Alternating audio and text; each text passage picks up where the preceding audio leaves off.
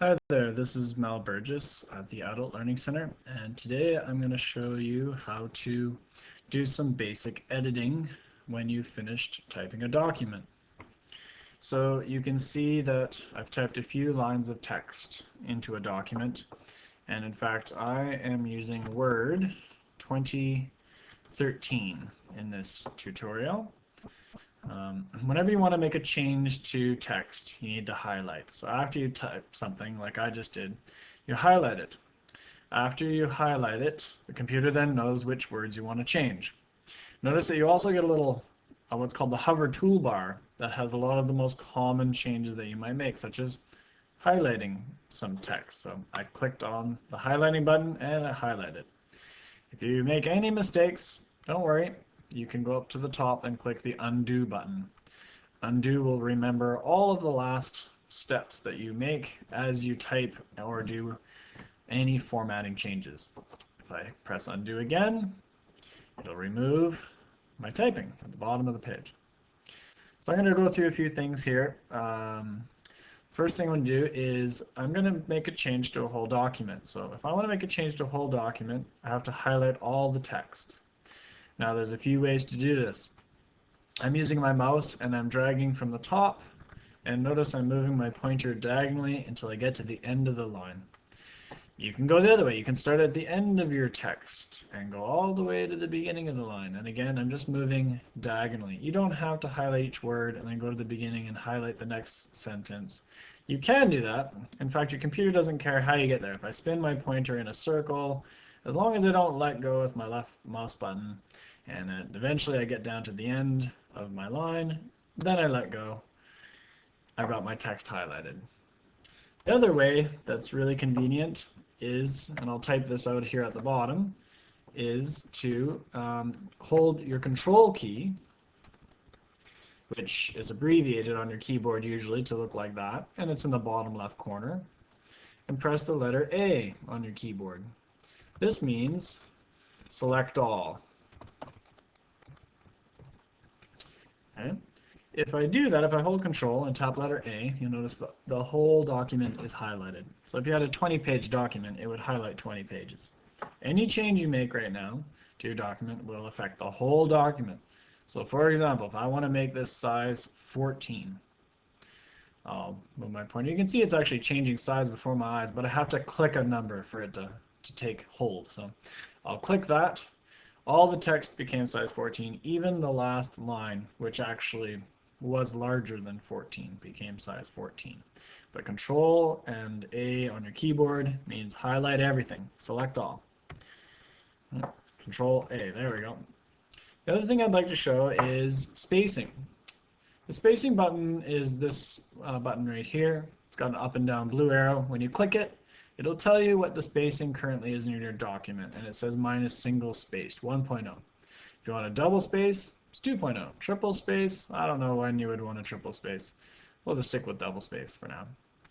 2.0, you make that choice. The whole document is double spaced. I can't see the whole page now.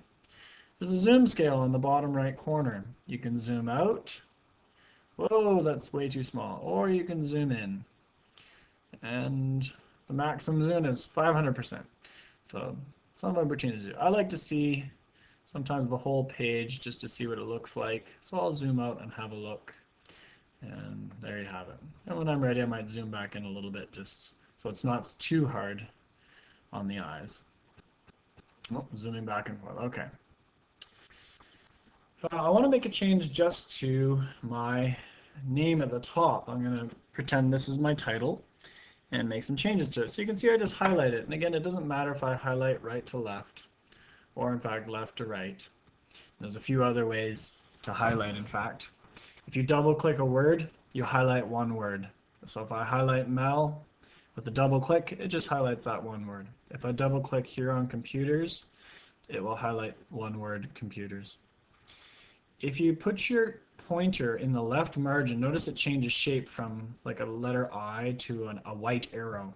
If you put it way over on the left, can't be too close to the word, way over, and then click once, you'll highlight one line of text. So if I click next to this line, I'll get that line of text. That's a really easy way to highlight one line. Okay. There's also the triple click. Clicking once moves your cursor. So I'll move it over here to Mel. That's one click. Double click highlights a word. Triple click highlights a whole paragraph. 1, 2, 3. Now it thinks my name is a paragraph. Why? If I press the show hide button, you'll see that at the end of each of these lines, I pressed return or enter. A return or enter is an invisible keystroke unless you click the show hide button. I'll press it again, they'll go away. But every time you press return or enter, there, I just pressed it again, you get a little marker that shows, yeah, you did in fact press return. That means, to a computer, that marks a paragraph. My name has become a paragraph because I pressed return at the end of it. If I was just typing long lines or sentences, I would use periods, but I wouldn't press return at the end of each line. I would just keep typing. And I would only press enter when I wanted to begin a brand new line or a brand new paragraph. To get rid of an empty gap like that, just simply click in the gap and press backspace. It's gone.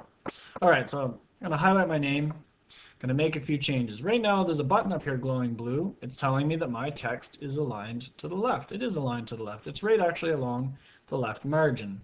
This little hourglass is marking the position of text along the left margin. If I highlight my text and I click the button next to it, which is center, it's now centered.